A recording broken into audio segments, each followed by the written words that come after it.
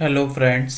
इन last lecture हम लोगों ने डिस्कस किया था कि op amp as a difference amplifier का इन जनरल फॉर्म हमने वी आउटपुट एक्सप्रेशन निकाला था।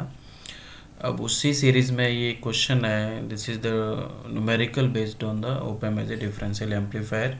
और ये क्वेश्चन आपका इवन सेम 2022 में आया है क्वेश्चन।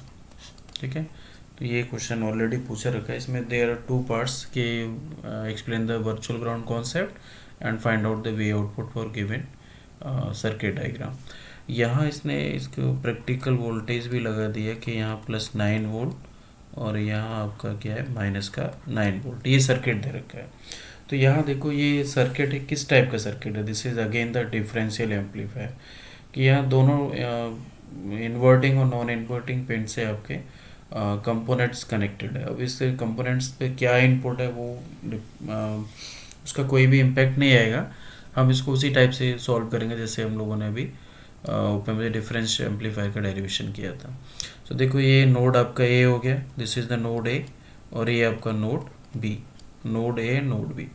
तो नोड ए में अगर आप करंट को डिवाइड करो, ये I1 करंट हो गया, दिस करंट इज I2, और इस ब्रांच में करंट आपका हो जाएगा I3। और नोड ए पे जो वोल्टेज है उसको एज्यूम कर लो VA। सेम देखो यहाँ ये I3 तक करंट हो गया, ये आपका I4 करंट हो गया, इधर आपका I5 करंट हो गया, और इस ब्रांच में करंट आपका हो जाएगा I6, और नोड बी पे वोल्टेज हो जाएगा VB। क्लियर? तो वही हमारा basic concept, first apply the KCL। So KCL at node A, node A पे KCL को सबसे पहले अप्लाई करो। So what are the incoming current, KCL के अकॉर्डिंग क्या होता है, incoming current equal to outgoing current. So incoming current आपका क्या I1 है, और आउटगोइंग करंट आपके हैं I2 प्लस I3। I3 का वैल्यू अगेन 0 हो जाएगा, this is the current through internal resistance, its value is infinite. तो आप यहाँ लिख दो, ये 0 क्यों होगा, because IR in that is equal to infinity, infinite ohm से, तो ये वैल्यू 0 हो जाएगा। तो यहाँ से आपका करंट बचेगा I1 इक्वल टू I2।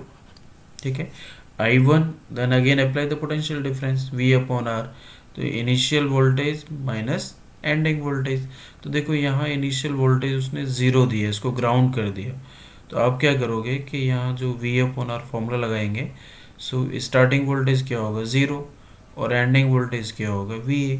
तो I1 का वैल्यू हो जाएगा 0 minus VA divide by 2 kilo Om. Clear? ये कौन सा समझो, उसमें हमने V2 करंट लिया था तो V2 माइनस VA था, लेकिन ये जो V2 का वैल्यू उसने 0 बोल दिया, तो 0 माइनस VA, 0 यहाँ से करंट स्टार्ट हुआ 0, और एंड कहाँ हो रहा है, ए पॉइंट पे हो रहा है, दिस इज द ब्रांच।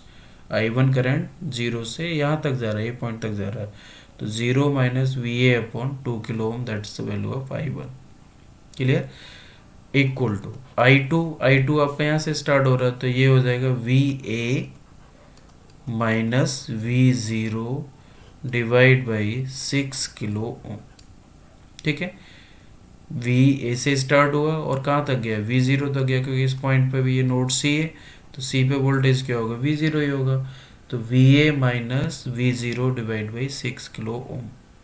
ठीक है, तो हमने आपको बताया था जब भी हम अपर नोड सॉल्व करेंगे आपको V आउटपुट का वैल्यू फाइंड आउट करना है। तो यहाँ से आप क्या करोगे, V आउटपुट का वैल्यू निकालो, बाकी सबको लेफ्ट में ले जाओ। तो देखो हम इसको लिख सकते हैं VA अपॉन, पहले हम क्या करते हैं, इसको कैंसिल कर दो, तो 2K से ये 6K 3 टाइम्स कट गया, 3 का इधर मल्टीप्लाई हो जाएगा। तो जब इधर मल्टीप्लाई होगा, अब क्या करोगे, इसको मल्टीप्लाई कर दो 3 को, तो ये हो जाएगा माइनस का 3VA equal to VA minus का V0। ठीक है, 3 माइनस का 3VA, तो यहाँ से V0 निकालना है, तो V0 इक्वल टू क्या होगा, VA प्लस 3VA। तो ये आपका हो जाएगा 4 टाइम्स ऑफ VA। तो अगर हमें VA का वैल्यू मिल जाता है तो आपका आउटपुट निकल जाएगा। ठीक है, तो फर्स्ट नोट जब भी आप सॉल्व करोगे, find out the V0 in terms of VA। तो V0 equal to 4 times of VA, आपको मिल गया। तो अब आपको वी ए का वैल्यू निकालना है। तो वी ए का वैल्यू निकालने के लिए हम क्या करेंगे, वी बी का वैल्यू निकालेंगे।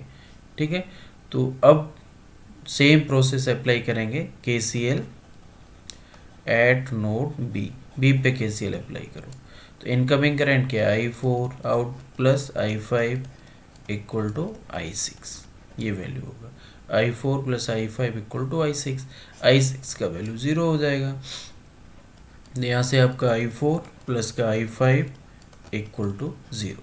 I4 क्या है, ये इस ब्रांच में करंट फ्लो हो रहा है, तो आप इसको लिखेंगे 2 minus V B upon 2 kilo, plus I5 जो हो रहा है वो आपका इस सेकंड ब्रांच में फ्लो हो रहा है, तो 6V से स्टार्ट हुआ स्टार्टिंग, तो 6V minus V B divide by 2 kilo ohm equal to 0। तो देखो यहाँ आप इसको सॉल्व कर लो, आप यहाँ से क्या करोगे, वी बी का वैल्यू निकालोगे। ठीक है, find out the value for V B. तो देखो हम इसको ब्रेक कर देते हैं, तो ये आपका हो जाएगा 2 अपॉन 2 किलो ओम, या इसका एलसीएम ले लो आप 2 किलो ओम। हमने इसका 2 किलो ओम इसका एलसीएम ले लिया, तो ये हो जाएगा 2 माइनस वी बी प्लस का 6 माइनस का वी बी इक्वल टू 0, और ये 2 0 में चला गया। तो जब इसको सॉल्व करेंगे तो 2 माइनस वी बी प्लस का 6 minus V B equal to 0। तो यहाँ से बेटा आपको वी बी इक्वल टू मिल जाएगा, ये दोनों नेगेटिव पे चले जाएंगे, तो वी बी इक्वल टू आपका 8 आ गया, 8 volt, V B equal to 8 volt आ गया। क्लियर। अब ये स्टेप नंबर 1 था, first step, then step 2, then third step. Third step में क्या करना है, apply the virtual ground, apply virtual ground concept, virtual ground concept apply करो। तो according to virtual ground concept क्या होता है, V B equal to V A, तो वी बी का आपने वैल्यू निकाल दिया, तो ये किसके बराबर होगा, 8 वोल्ट के बराबर होगा। ठीक है, अब इस वैल्यू को पुट इन इक्वेशन नंबर 1 में पुट कर दो। तो जब 1 में पुट करेंगे तो V0 कितना हो जाएगा, 4 टाइम्स ऑफ VA, तो VA का वैल्यू कितना 8 है, तो 4 इंटू 8, तो ये हो जाएगा 32 वोल्ट, 32 वोल्ट आ गया। क्लियर। लेकिन बट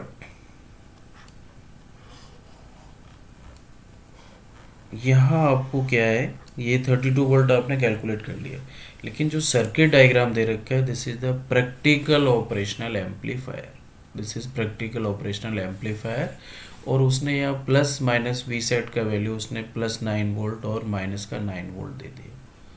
ठीक है, तो जब भी यहाँ वैल्यू दे रखा होगा, तो ये जो वैल्यूज़ है ये बेसिकली आपका आउटपुट के फ्लक्चुएशंस को रिप्रेजेंट करते हैं। तो अगर देखो यहाँ वैल्यू प्लस 9 वोल्ट और माइनस 9 वोल्ट दे रखा है, इट मीन्स जो आपका आउटपुट है, this is the input value V I D, this is V0, ये जो आउटपुट है ये फ्लक्चुएट क्या होगा, प्लस 9 टू माइनस 9।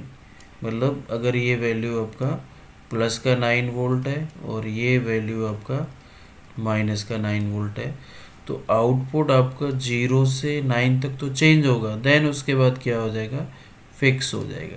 ऐसे 0 से -9 तक चेंज होगा, then again it is saturate fix. तो इट मीन्स जो आपका आउटपुट है वो पॉजिटिव में प्लस 9 वोल्ट मैक्सिमम आ सकता है, देन उसके बाद फिक्स हो जाएगा, और नेगेटिव में माइनस का 9 वोल्ट आ सकता है, then again fix. So this graph is known as voltage transfer curve, voltage transfer curve, इसको वोल्टेज ट्रांसफर कर्व बोला जाता है। तो ये बेसिकली कि ऑप एम्प कितना वोल्टेज ट्रांसफ़र कर रहा है इन आउटपुट टर्मिनल, उस चीज़ को शो करेगा। तो अगर यहाँ प्लस माइनस 9 वोल्ट दे रखा है, तो इट मीन्स जो आपका आउटपुट आएगा वो या तो पॉजिटिव 9 वोल्ट होगा या फिर नेगेटिव 9 वोल्ट होगा। तो यहाँ बेटा ये थोड़ा मिस हो गया, मैं इसको दोबारा लिख देता हूँ। तो हमारा यहाँ से वी बी जो आया था V0 पुट इन इक्वेशन 1, तो यहाँ से वी बी ये वैल्यू तो इधर हो गया, ठीक है, ये वैल्यू यहाँ हो गया, ये कुछ नहीं, हटा दो इसको, और ये भी हटा दो, वो शिफ्ट हो गया है। तो आपका V0 32 वोल्ट आ रहा है। तो अब यहाँ देखो, जब ये वर्चुअल ग्राउंड ये वोल्टेज ट्रांसफर कर्व अप्लाई करोगे, कॉन्सेप्ट अप्लाई करेंगे, तो आपका जो आउटपुट है वो कितना हो सकता है, प्लस में 9 वोल्ट हो सकता है। अगर वी आउट पॉजिटिव आ रहा है तो मैक्सिमम प्लस का 9 वोल्ट आ सकता है, और अगर आउटपुट नेगेटिव में आ रहा है तो मैक्सिमम माइनस का 9 वोल्ट आ सकता है। लेकिन जब हमने कैलकुलेट किया तो आपका आउटपुट आ रहा है प्लस का 32, तो ये आउटपुट आपका पॉसिबल है ही नहीं। तो आप यहाँ लिख दोगे the plus minus V sat, the plus minus we set for given op amp is plus minus 9 volt. So output is fluctuate in between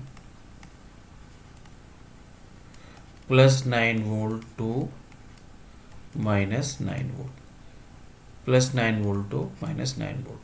So maximum possible output according to voltage transfer curve of op amp is plus 9 volt, plus 9 volt, maximum plus 9 volt आ सकता है क्योंकि output आपका positive में आ रहा है। Then after plus 9 volt it is saturated. Clear? Thank you.